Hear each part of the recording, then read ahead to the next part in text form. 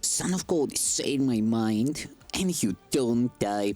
This is the season 3, the episode 605 in the series How to Manifest Immortality. And today's teaching is the last unanswered question. Do you not see that all your misery comes from the strange belief that you are powerless? Being helpless is the cost of sin. Helplessness is sin's condition, the one requirement that it demands to be believed. Only the helpless could believe in it. Enormity has no appeal save to the little, and only those who first believe that they are little could see attraction there. Treachery to the Son of God is the defense of those who do not identify with him, and you are for him or against him. Either you love him or attack him, protect his unity or see him shattered and slain by your attack. No one believes the Son of God is powerless, and those who see themselves as helpless must believe that they are not the Son of God. What can they be except his enemy? And what can they do but envy him his power, and by their envy make themselves afraid of it? These are the dark ones, silent and afraid, alone and not communicating, fearful the power of the Son of God will strike them dead and raising up their helplessness against him. They join the army of the powerless to wage their war of vengeance, bitterness and spite on him to make him one with them. Because they do not know that they are one with him, they know not whom they hate. They are indeed a sorry army, each one as likely to attack his brother or turn upon himself as to remember that they thought they had a common cause. Frauding and loud and strong, the dark ones seem to be, yet they know not their enemy, except they hate him. In hatred they have come together, but have not joined each other, for had they done so, hatred would be impossible. The army of the powerless must be disbanded in the presence of strength. Those who are strong are never treacherous, because they have no need to dream of power and to act out their dream. How would an army act in dreams? Anyway at all, it could be seen attacking anyone with anything. Dreams have no reason in them. A flower turns into a poisoned spear, a child becomes a giant, and a mouse roars like a lion. And love is turned to hate as easily. This is no army, but a madhouse. What seems to be a planned attack is bedlam. The army of the powerless is weak indeed. It has no weapons and it has no enemy. Yes, it can overrun the world and seek an enemy, but it can never find what is not there. Yes, it can dream it found an enemy, but this will shift even as it attacks, so that it runs at once to find another and never comes to rest in victory. And as it runs, it turns against itself, thinking it caught a glimpse of the great enemy who always eludes its murderous attack by turning into something else. How treacherous does this enemy appear, who changes so it is impossible even to recognize him? Yet hate must have a target. There can be no faith in sin without an enemy. Who that believes in sin would dare believe he has no enemy? Could he admit that no one made him powerless? Reason would surely bid him seek no longer what is not there to find. Yet first, he must be willing to perceive a world where it is not. It is not necessary that he understands how he can see it, nor should he try, for if he focuses on what he cannot understand, he will but emphasize his helplessness, and let sin tell him that his enemy must be himself.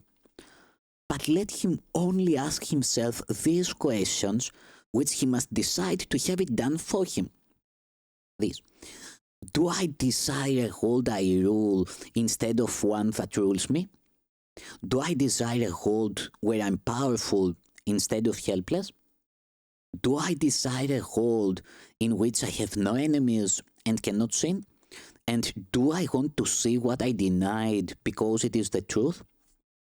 You may already have answered the first 3 questions, but not yet the last. for this one still seems fearful and unlike the others. Yet reason would assure you they are all the same. We said this here would emphasize the sameness of things that are the same. This final question, which is indeed the last you need decide, still seems to hold the threat the rest have lost for you. And this imagined difference attests to your belief that truth may be the enemy you may yet find. Here, then, would seem to be the last remaining hope of finding sin and not accepting power. Forget not that the choice of sin or truth, helplessness or power, is the choice of whether to attack or heal. For healing comes of power, and attack of helplessness. Whom you attack, you cannot want to heal. And whom you would have healed must be the one you chose to be protected from attack. And what is this decision but the choice whether to see him through the body's eyes or let him be revealed to you through vision? How this decision leads to its effects is not your problem, but what you want to see must be your choice. This is a cause in cause and not effect.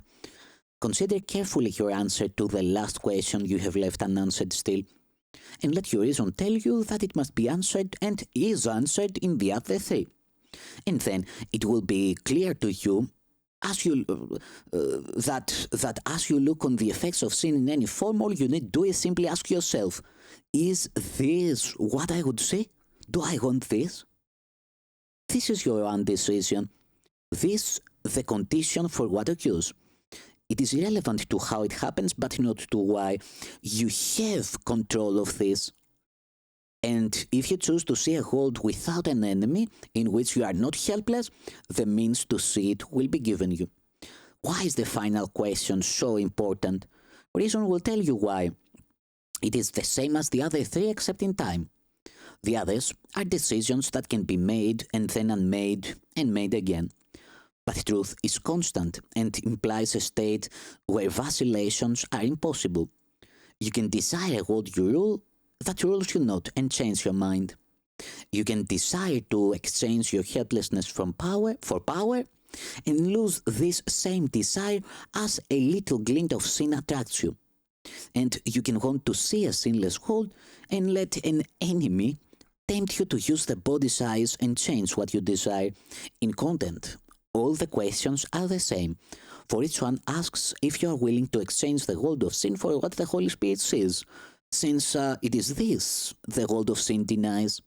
And therefore, those who look on sin are seeing the denial of the real world. Yet, the last question adds the wish for constancy in your desire to see the real world, so the desire becomes the only one you have.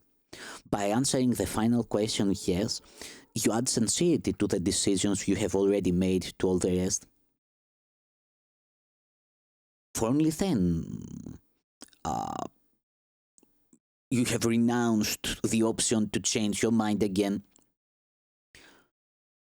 When it is this you do not want, the rest are wholly answered. Why do you think you are unsure the others have been answered? Could it be necessary that they be asked so often if they had? Until the last decision has been made, the answer is both yes and no. For you have answered yes without perceiving that yes must mean not no. No one decides against his happiness, but he may do so if he does not see he does it.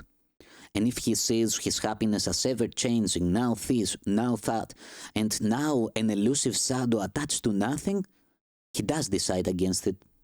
Elusive happiness, or happiness in changing form that shifts with time and place, is an illusion that has no meaning. Happiness must be constant because it is attained by giving up the wish for the inconstant.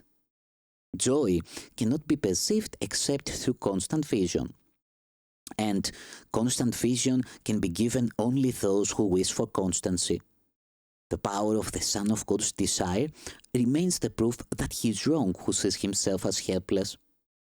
Desire what you want, and you will look on it and think it real. No thought but has the power to release or kill, and none can leave the thinker's mind or leave him unaffected.